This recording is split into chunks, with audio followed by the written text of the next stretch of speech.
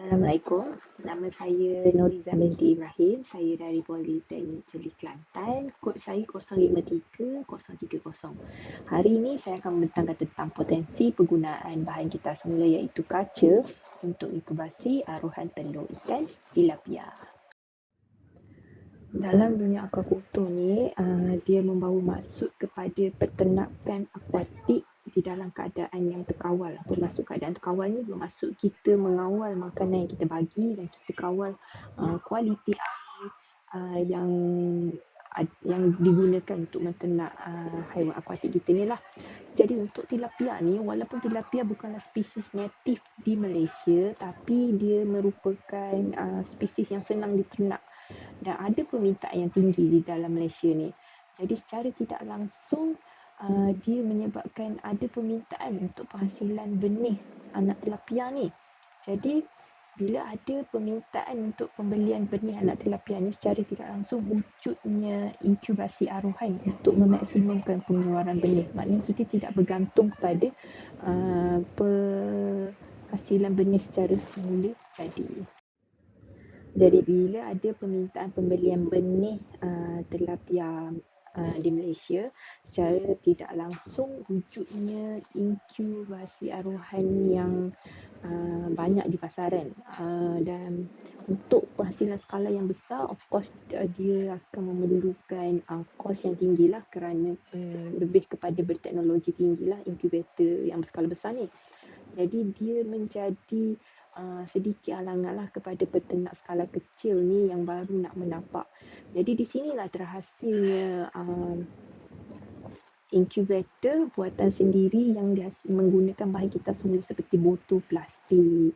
Jadi botol plastik ni yang adalah bahan yang paling meluas lah digunakan pada masa kini. Sisa plastik tersebut mungkin telah menyumbang secara tak langsung kepada pencemaran alam, dan yang kita tahu pada isu pada hari ini adalah tentang mikroplastik, betapa mudahnya mikroplastik ni masuk ke dalam badan. Jadi saya tidak tolak kemungkinan bila kita membuat inkubator dari bahan buangan seperti botol plastik ni, saya rasa potensi untuk kita mendapat mikroplastik daripada ikan ni pun sebenarnya ada.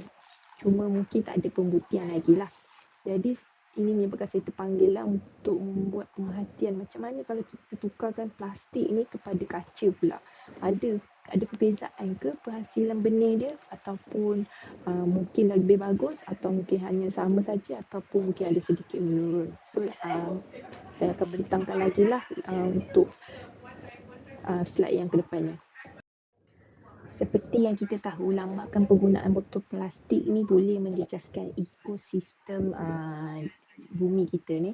Sistem plastik tu sendiri mengambil masa ratusan tahun untuk terurai, dan dia boleh secara tak langsung menyebabkan krisis perubahan iklim global, dan industri memerlukan alternatif bahan inkubator yang lebih mesra alam lah. Penggunaan botol kaca ni saya cadangkan kerana saya rasa dia adalah penyelesaian yang lebih mampan dan praktikal, serta jangka hayat dia lebih panjang lah untuk digunakan berbanding dengan inkubator botol plastik ni. Sebab kita semua tahu botol plastik ni lama-lama dia tak dapat nak sustain pun dia punya kualiti plastik tu dalam masa yang panjang compare dengan kaca. Jadi ada beberapa objektif yang saya nak capai lah. Yang pertama, saya nak kaji keberkesanan botol kaca sebagai inkubator aruhan tilapia ini boleh ke tidak digunakan, berkesan ataupun tidak untuk penentasan. Yang kedua, saya nak menilai potensi kaca ini sebagai pengganti mesra alam berbanding dengan plastik. Yang ketiga, saya nak membandingkan tahap kecekapan inkubator kaca dan plastik. Ini saya akan compare lah. Saya akan buat serentak menggunakan botol plastik dengan botol kaca. Lepas tu yang keempat, saya akan menganalisis kadar penetasan antara botol kaca dengan botol plastik ni. Dan kemudian saya akan sediakanlah data yang lebih ringkas lah, yang mudah difahami.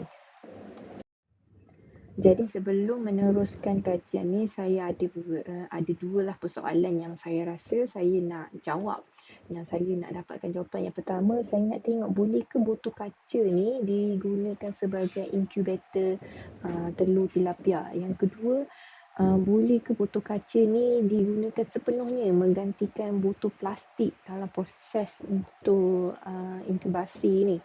Jadi dekat sini lah nanti kita akan tengok boleh ke tidak sebenarnya bahan kita semula daripada botol kaca tu dijadikan pengganti kepada botol plastik yang sedia ada. Untuk skop kajian saya ni, saya hanya fokus pada satu spesies saja iaitu ikan tilapia yang akan kita buat inkubasi telur dia secara aruhan lah. Perbandingan ini melibatkan dua bahan kita semula iaitu botol plastik dan botol kaca. Botol plastik tu berkapasiti dalam 600 ml, manakala botol kaca tu berkapasiti 640 ml. Ini kita cari yang sedia ada di pasaran. Maknanya untuk saya jumpa 600 ml plastik 600 ml kaca tu agak sukar. Jadi saya guna yang banyak dijumpai di dalam tong sampah. Yang senang lah kita nak cari bahan kita semula yang paling dekat dengan kita. And then saya akan ada mengambil beberapa parameter kualiti air lah, dan juga saya akan ambil kadar penetasan untuk dua keadaan ni, botol plastik dan botol kaca. Okey, jadi ini adalah design ataupun kita panggil reka bentuk kajian kita lah. Untuk botol plastik kita ada 3 replicate, begitu juga dengan botol kaca kita buat 3 replicate lah untuk dapat bacaan yang lebih purata, yang lebih accurate lah.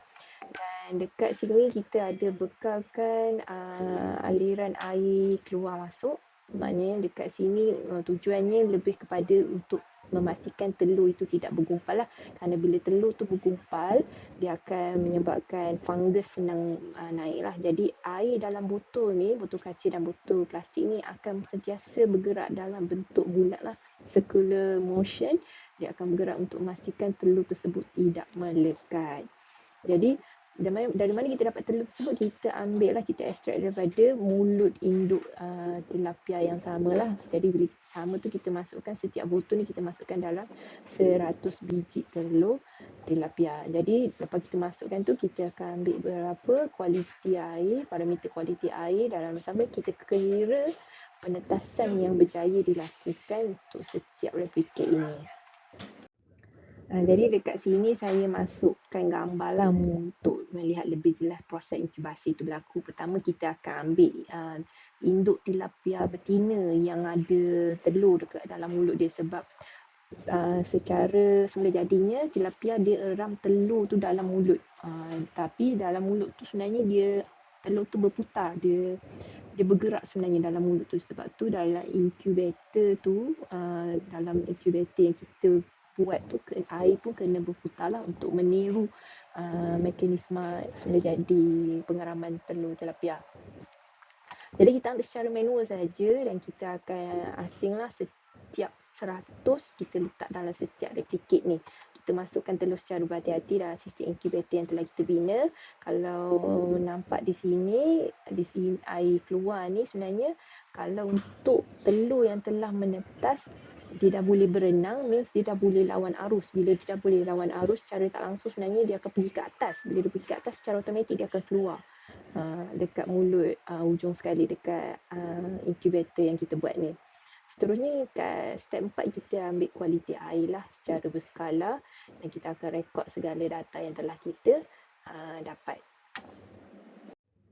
Okey, ini adalah parameter kualiti air yang kita ambil. Yang pertama kita ambil bacaan suhu air lah. Suhu air sangat penting dalam memastikan kadar penetasan telur tersebut cepat ataupun lambat lah suhu air ni.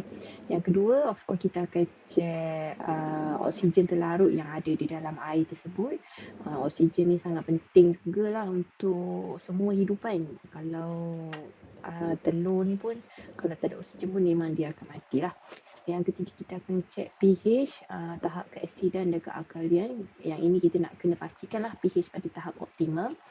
Yang terakhir amonia, nak memantau ketoksikan air akibat pada sisa kumpulan biologi lah. Contoh untuk telur-telur yang mungkin tidak menetas tu, dia akan lama-lama akan berkulat dan sebagainya. Ini sekaligus akan menyebabkan peningkatan amonia dan penurunan pH. Jadi sebab itulah kita kena pantaulah kualiti air. Jadi ini adalah keputusan kajian yang telah kami ringkaskan lah setelah kita buat pengiraan daripada kadar penetasan di kedua replicate tersebut. Okey, dapat kita lihat kadar penetasan untuk botol plastik sedikit rendah lah, 76.4% sahaja berbanding dengan botol kaca. Kadar penetasannya lebih tinggi, iaitu 84.5%. So ini sekaligus menunjukkan yang botol kaca ada potensi untuk menggantikan botol plastik untuk dijadikan sebagai incubator daripada bahan kita semula. Sebab kita nampak dekat sini botol kaca mampu untuk menetaskan telur tilapia tersebut. Okey, di slide ini saya hanya masukkan bacaan suhu lah, kerana bila buat penentasan telur ni suhu memainkan peranan, dia umpama jendela kehidupan lah.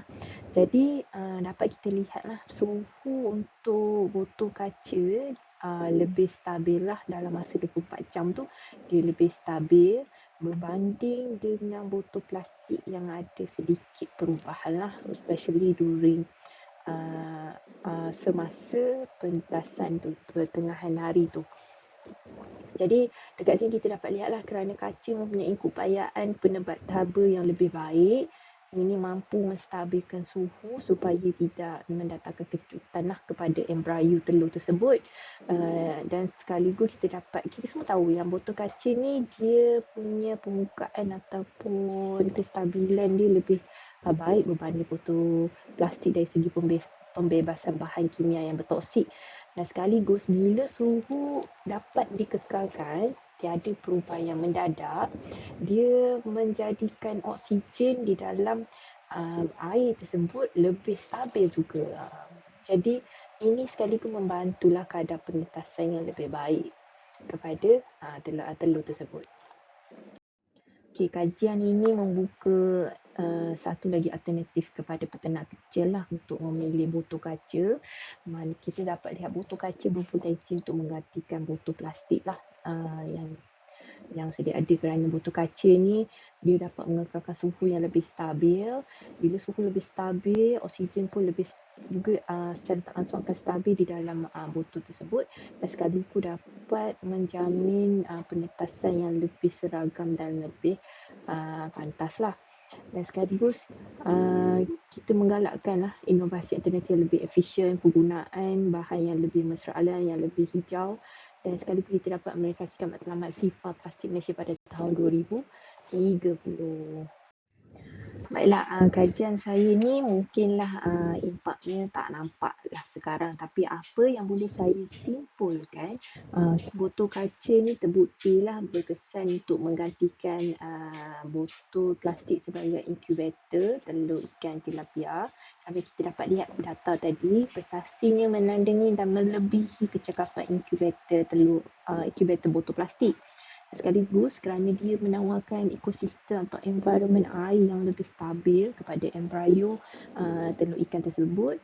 Dan kita dapat juga lihat penggunaan kaca secara langsung menyokong pengurangan sisa plastik, kerana botol kaca lebih tahan lama, kosnya lebih rendah dan juga lebih manfaat lah.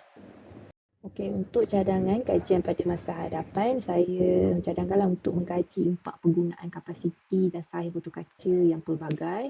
Yang kedua, menjalankan pemerhatian jangka panjang terhadap kualiti lava. Yang ketiga, menghasilkan teknologi incubator kaca pada spesies ikan komersial lain pula selain daripada ikan tilapia, yang seterusnya menambahkan baik reka bentuk penapisan sistem incubator yang lebih efisien lah, kerana yang saya buat ni secara basic sahaja. Dan yang terakhir, memperluaskan kempen kesedaran kita semula kaca dalam sektor aquaculture. Okay, terima kasih dari saya.